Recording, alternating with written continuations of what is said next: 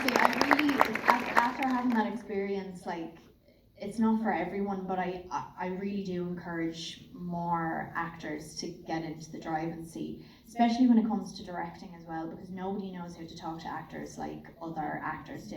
They don't. Like, working with the likes of Greta Gerwig, Ryan Gosling, people like that, I know Bradley Cooper is the same.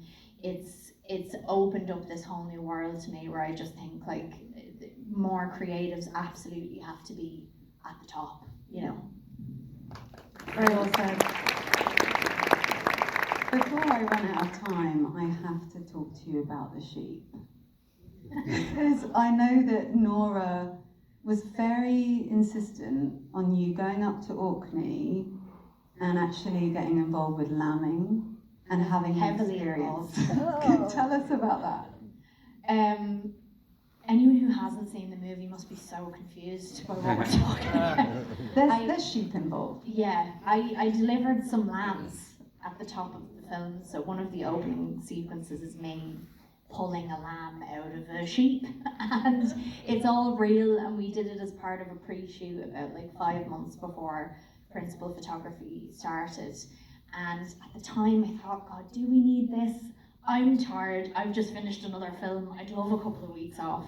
But actually, when we got there, again, it, you know, for myself and the rest of the creative team, it really sharpened our focus. We have to make creative decisions about what the hero look of the character was going to be, roughly who I was playing, and what my sort of version of Ronan was going to be at that point in the movie. And we had to explore that in this pre-shoot.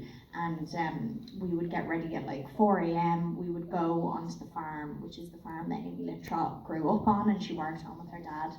And I would be in my overalls and we would just sort of wait. We'd be in this shed with like 40 ewes and we're just waiting to see if one of them is going to go into labour.